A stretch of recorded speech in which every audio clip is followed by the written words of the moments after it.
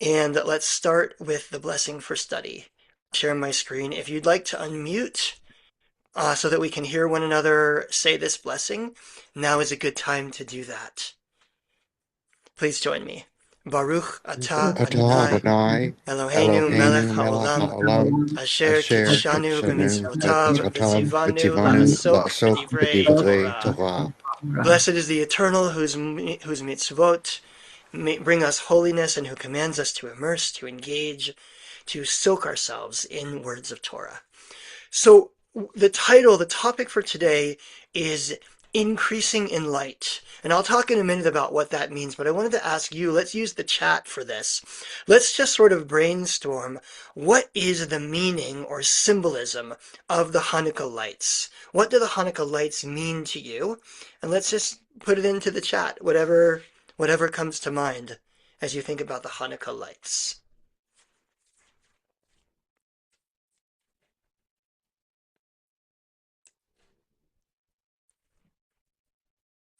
I see spreading goodness, joy, justice,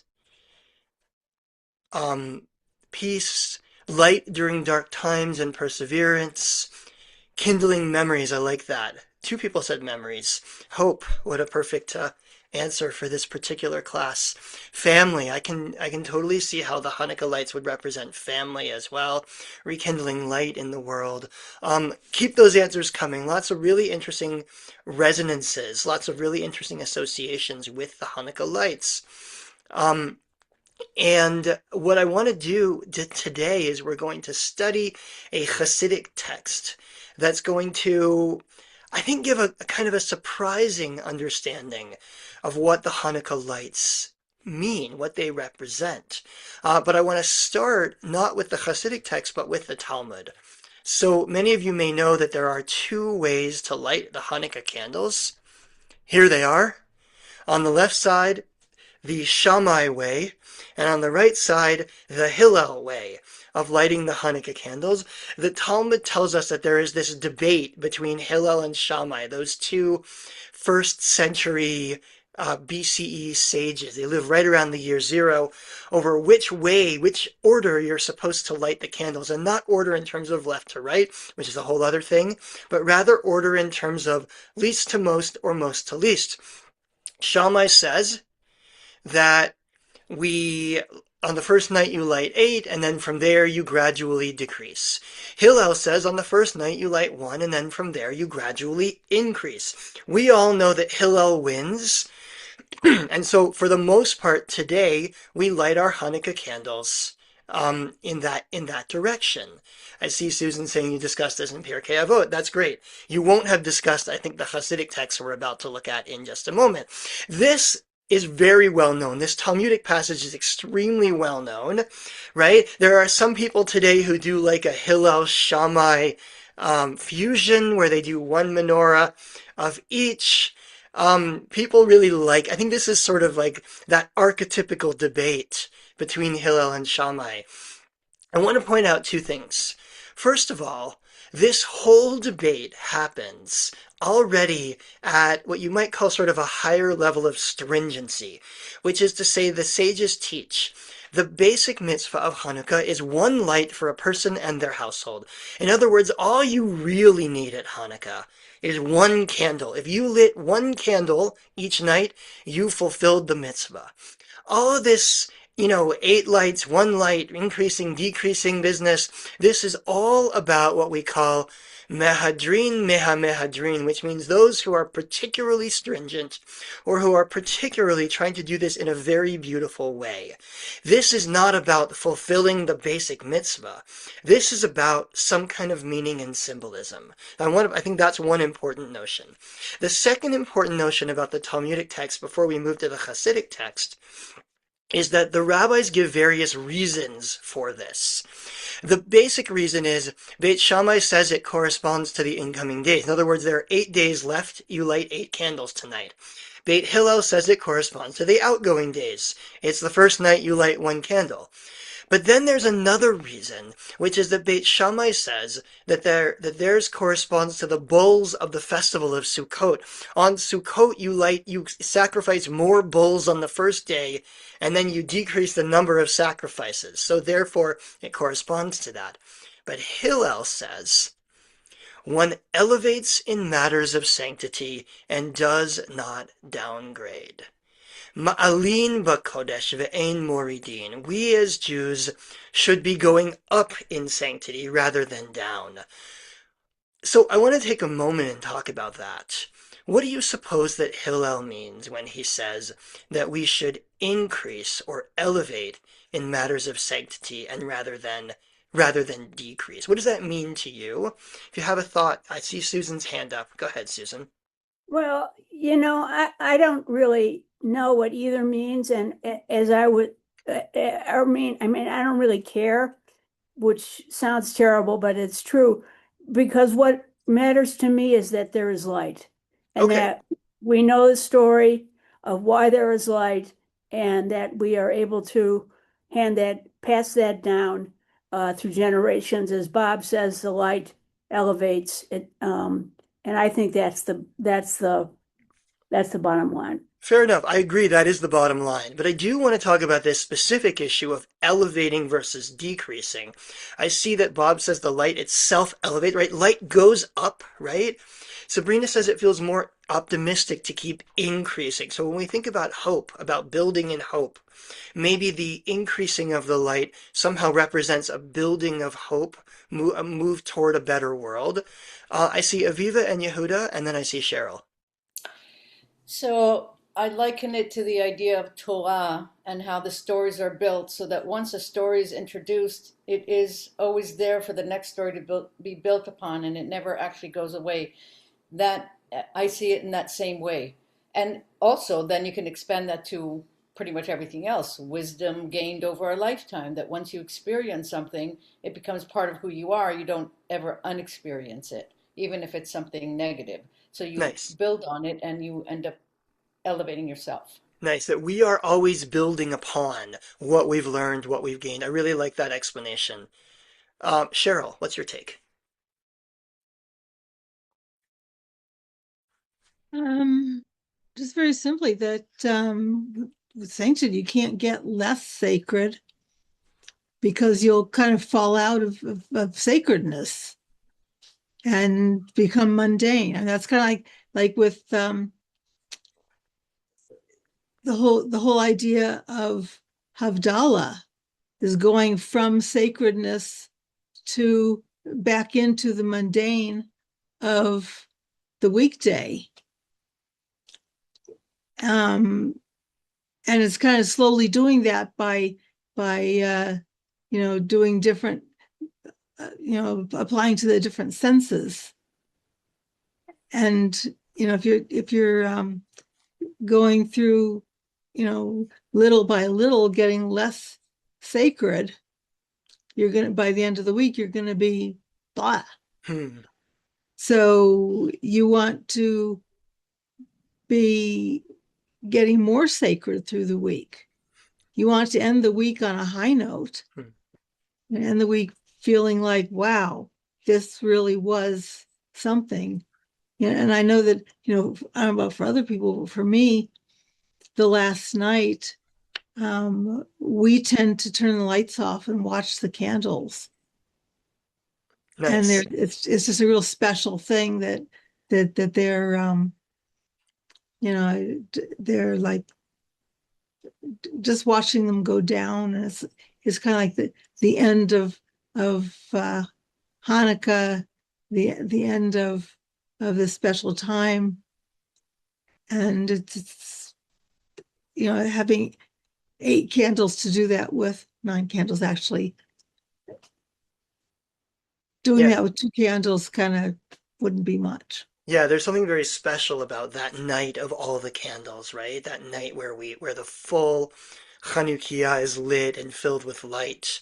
and to build toward that. By the way, interestingly enough, Shammai and Hillel have a different debate over Shabbat, whereas Shammai suggests that he's always building towards Shabbat, and Hillel suggests that you should live in the moment. So it says that Shammai, if he found a fine goat on Monday, he would put it aside for Shabbat to eat. And then if he found a better one on Tuesday, he would eat the first one and keep the better one. In other words, he's always sort of building towards Shabbat. Whereas Hillel says, live in the moment. Here, they almost say the opposite. Shammai says, we'll decrease. Hillel says, we will increase. So let's turn now, with all these thoughts in mind, to our Hasidic text. Now, I note that we have 15 minutes left here. This session is entirely too short. I would love an hour and a half to study this text with you, but we have what we have, so we'll see how far we get and what conversation we have. This is from Vayam Darkecha, from Rabbi Yitzchak Meir Morgenstern. You can see him there. Rabbi Itchemeyer Morgenstern, he's called.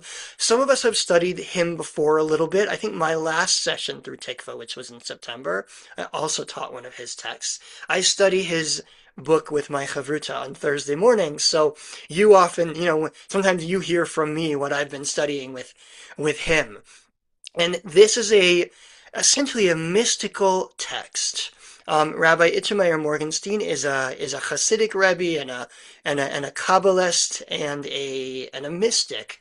And so he takes this idea of increasing in light and he tries to turn it inward. What does it mean for us in terms of what we are doing and how we are growing? The thing we need to know is a definition of the word yichud. Yichud is a word some of you might know. It means essentially oneness. Yichud is the word for, it means a few things. After a couple gets married, they go off to yichud, which means being alone together. Yichud is a funny word because it means both oneness, separateness, and also togetherness. So you go off to yichud to be alone together after getting married. Yichud is also the word in halakhically for what's traditionally forbidden for a man and a woman who are not married to each other to be alone together for reasons that traditionally you're worried about what might happen between them. That's also called yichud. But yichud from a mystical perspective refers to the oneness of everything. When we say the Shema every day, traditionally, we say Adonai Echad, God is one. And the mystics understand that not only as being a statement of number, not only about quantity, but a statement of quality. The quality of God is oneness. Not only that there is one God, but that God is the oneness. God is synonymous with the oneness in which we all live. God is everything, essentially. That's what yichud means to the Hasidic masters. You can see I just grabbed this from Chabad.org because it explains it well. Yichud is at the core of everything. All being, the whole of the creation is as one body, the numerous members of which are fully interrelated and interdependent. That means us. We're part of the Yichud that is God as well. We're part of this vast oneness. To the Mekubal, the Kabbalist, or the Chassid, the mitzvot are not only categorical imperatives of formal morality, which is to say, the mitzvot are not only about doing what God says. The term mitzvah is an idiom of tzavta, of being joined together. It implies being unified with the very act of the mitzvah and its contents, and also with the metzaveh, the one who commanded it. Torah study and mitzvot thus become the ultimate dvekut, cleaving or clinging and attachment to God, God's self. So, for the mystic who believes that God is the oneness, then the act of performing a mitzvah is an act of coming closer to the oneness, of recognizing yourself as part of and connected with God. This, for me, interestingly, I don't know about you, but this actually comports with the way I think about God. Although I'm not an Orthodox Jew, I like the idea of all of us as part of this vast oneness. And I wonder, for some of you, without stopping to talk about it, does this relate to you? Does this feel a little bit like the way you think about God as well? I see some nodding heads. Yeah, so despite him being, I see a yes in the chat. Despite him being an Orthodox Hasidic rabbi and us being liberal Jews who have all kinds of struggles with the idea of God, this idea of yichud, I think, is a place where we can come together. Here's what he does with Hanukkah. And I want to do this as what we call good old-fashioned Torah study, which means I'm going to read a couple of lines and I just want to hear what it brings up for us. So please raise your hand or put in the chat what you think he's trying to say to us. He says we need to understand that one light is already considered a light with all its tokef. The word tokef, you can see I translated here as strength, power, validity. Like unatane tokef. On Yom Kippur we say, let us declare the power of this day. And this could refer to halachic power, which is to say, if you lit a light, you lit the light. You've done the valid mitzvah. But the word tokef also means the strength or power. What is the strength or power of the light of Hanukkah?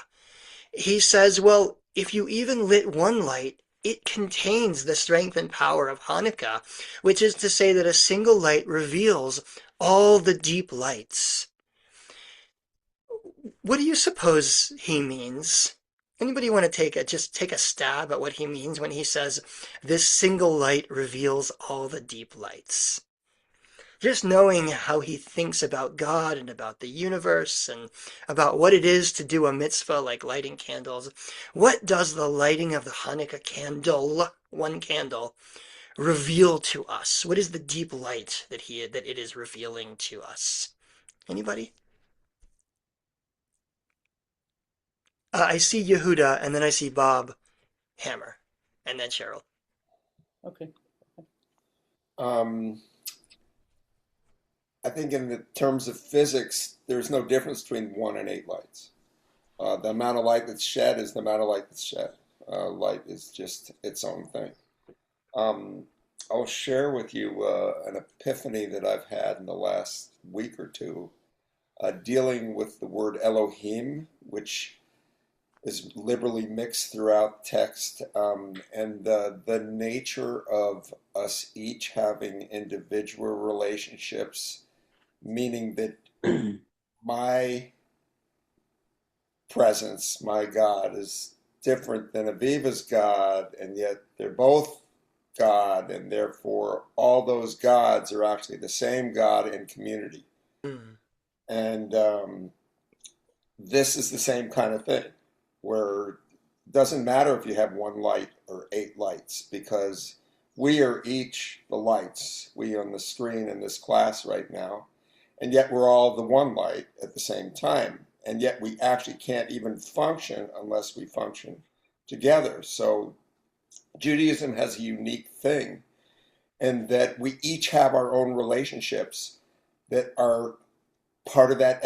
Each of us has our God, and that's the gods of Elohim, and yet we are the God of the community as well. Mm. It's a very sophisticated understanding that I don't think anybody else quite has. And it's interesting that text includes, because people have always questioned in our own Torah study, why do we have Elohim in there too? Because Elohim is a plural. Yeah. Yeah, I like that. This idea that we are all part of something. And also, by the way, we can't really exist without being in relationship, both, relational relationship and also physiological relationship with everything else around us. We are absolutely part of this universe. Bob and then Cheryl, short comments because I want to get a little further in the text. And this is all captured in the traditional kids' version of the Hanukkah miracle. They took this little cruse of oil that was pure. They looked in it and said, oh, there's only enough oil in here for 1 light. But lo and behold, there was enough in there for 8 lights, 8 days. So that's where all the deep lights were contained, right in that single cruse of oil. Nice. Cheryl. From a scientific point of view, a white light is created by all the other light colors of light coming together. And if you actually look at the flame of a candle, from a distance, it just looks like it's kind of yellowy orange. But if you look at it up close, you'll see that it's layers of different colors. And the different colors represent different temperatures. So it's like, different lights blended together. Nice. Yeah, so one light reveals all of these deeper lights, right? A single light actually is multiple lights. Susan, last word on this. I had kind of an unusual association to this. It reminded me of the shattered vessels, that all of the pieces are all of the lights, and through Tikkun Olam, or lighting candles as a metaphor, we reveal all of the lights again and we put them back together. Yeah, I understand why you would have made that connection. So he says, if all the light reveals the deep lights, and by the way, what he's really saying, I think in his language, is that even in just one light, we can be connected with God. God, which is the oneness. God, which is everything. So why then do I need all 8 lights? Why do I need to keep adding if one light was enough? And he answers, I love his question. His question, the way he asks it is, what is new each day that didn't already exist the day before? Why do I need to do something different today than yesterday? And the explanation of the matter is this. Even though the light of the first day already reveals the yichud, the oneness of God, every day is a little deeper. We still have something to learn and gain every day. For on each of the days of Chanukah, a person can rise higher, step by step, depth by depth, in terms of striving toward yichud. He's seeing this as a spiritual journey. During Hanukkah, we rise higher and higher and higher toward being closer and closer to connection with God in whatever way we understand God, with the universe, and with our best selves, which actually sounds an awful lot like what Susan just said about returning all the sparks of light and performing tikkun. And he says that's why we need all these lights, because it helps us to continually increase, widen, and deepen our work in the area of yichud, which is revealed by the lights of the festival. The Hanukkah lights reveal a spiritual journey that we are on during this week toward our best selves and our capacity to repair the world and ourselves. I'm skipping over the note, which is interesting enough, but we don't have time. And I'm going to come to this second part. And this paragraph to me is fascinating. I want to get your reactions. He says, the truth is that not all days are equal. There are differences between them in terms of how successful we are. There are days in which our lighting of, you know what, he didn't have the word candles here. I'm just going to put our lighting. Our lighting is more enlightening. This is what this should have said. This was me dictating my translation. In which our lighting is more enlightening, and there are days where the light comes with more difficulty. And there could be days when a person doesn't feel the light at all. It depends very much on the individual. And what I wondered when I read this paragraph was, is he talking about Hanukkah? Or is he talking about something else? In other words, this feels like it could be about Hanukkah lighting. There are days where I light the Hanukkah candles and I just feel the spiritual warmth coming forth from the candles, and I am connected with my history and my people and everything, and like what Cheryl was describing with like bathing in the light of the 8 lights. And there are days when I don't. But also, as Susan just said in the chat, I think he's talking about life. I think there are days where the light comes with more difficulty. There are days where we just feel less connected. And he says that is why we need to keep lighting more and more lights. The reason for this, the reason for all this lighting is that it lifts us up another step toward attaining yichud. For an important part of the midah of hod, the midah of splendor, we won't even get into the Kabbalistic stuff here, is gratitude for the oneness, being happy with your lot. And to remember in every situation that God is the one who created this moment, this situation, to succeed in nullifying oneself into God, to cling to God in every scenario, even in the midst of the difficulties and darkness that sees our hearts. Sorry, there's my translation again. Sees our hearts. To know that in every scenario I am with God, and all of the difficulty is only a feeling and not something real. I see Yehuda's hand up. Go ahead, Yehuda. How's this sitting with you? As someone else said before, I view Hanukkah as a metaphor for life. And when we do it every year in the darkest time of the year, I mean, we're coming into the longest day of the year. I mean, the shortest day of the year. And what a wonderful metaphor that we have the contrast that in our own lives we always think about light as a positive thing, and for us to increase light as it gets darker is just a wonderful. It's a metaphor, and Hanukkah has always been this amazing metaphor for all of us. Hmm. I agree. It's just, I mean, it's so old and visceral, Hanukkah. You know, this cold, dark time of year, we need light. And so some of what he's teaching, suggesting here, is that there will be days like that, you know, as the book says, even in Australia. And that's what this is an interesting week to say that, right? Like, you know, that's Alexander and the terrible, horrible, no good, very bad day. And I think this week about what went on in Australia, the awfulness of that, the scariness of the world we're living in. There are days where the world feels dark. And so what do we do when the world feels dark?